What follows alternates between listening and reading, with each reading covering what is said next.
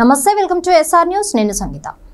మంగళగిరిలోని తెలుగుదేశం పార్టీ కేంద్ర కార్యాలయంపై 2021 October 19న YCP నేతలు కార్యకర్తలు దాడి చేశారు.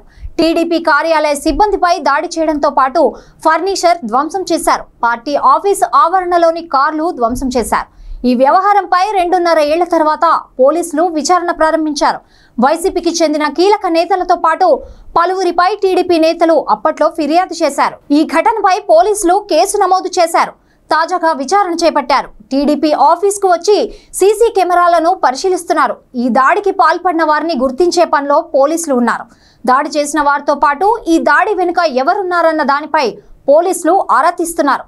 వైసీపీ నేతలు దేవినేని అవినాష్, లేళ్ల అప్పిరెడ్డి, ఆళ్ల రామకృష్ణారెడ్డి అనుచరులు టీడీపీ ఆఫీస్ పై దాడి చేశారని ఆ పార్టీ నేతలు ఆరోపిస్తున్నారు. టీడీపీ ఆఫీస్ పై దాడి కేసులో పోలీసుల విచారణ స్పీడ్ అందుకుంది. ఏపీలో కూటమి ప్రభుత్వం ఏర్పడడంతో లెక్కలు మారుతున్నాయి. గతంలో జరిగిన దాడులపై నమోదైన కేసులు బయటకు తీస్తున్నారు. దాదాపు 2.5 ఏళ్ల క్రితం జరిగిన మంగళగిరిలోని టీడీపీ కార్యాలయం దాడి ఘటనపై పోలీసులు దృష్టి పెట్టారు. ఇవాళ టీడీపీ కార్యాలయానికి వచ్చిన పోలీసులు దాడికి సంబంధించిన సీసీటీవీ ఫుటేజ్ ని పరిశీలించారు. కొంత సీసీటీవీ ఫుటేజ్ ని తమతో తీసుకెళ్లారు పోలీసులు. ఈ వ్యవహారంలో పలువురిని అరెస్ట్ చేయొచ్చని తెలుస్తోంది.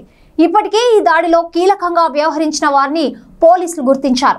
ముందుగా దాడికి పాల్పడిన వారిని అరెస్ట్ చేసే అవకాశం ఉంది. అనంతరం దాడి చేసిన వారిపై పోలీసులు దృష్టి పెట్టారు. టీడీపీ నేత పట్టాభి సీతారాం అప్పటి సీఎం జగన్ పై తీవ్ర విమర్శలు చేశారు. ఈ వ్యాఖ్యలపై ఆగ్రహం వ్యక్తం చేసిన వైసీపీ నేతలు, కార్యకర్తలు మంగళగిరి టీడీపీ ఆఫీస్ పైకి దండెత్తారు. ఈ ఘటనలో 2021 అక్టోబర్ 19న టీడీపీ కార్యాలయంలోని అద్దాలు, ఫర్నిచర్ సహా వాహనాలను ధ్వంసం చేశారు. టీడీపీ ఆఫీస్లోని సిబ్బంది, నేతలపై వైసీపీ కార్యకర్తలు దాడి చేశారు.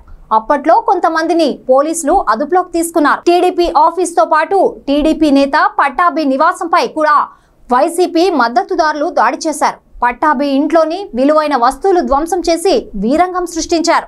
టీడీపీ ఆఫీస్ పై దాడి అనంతరం అక్కడకు వెళ్లిన పోలీసులపై లోకేష్ అనుచరులు దాడి చేశారు. అప్పట్లో లోకేష్ సహా మరికొందరిపై హత్యాయత్న కేసులు పెట్టారు.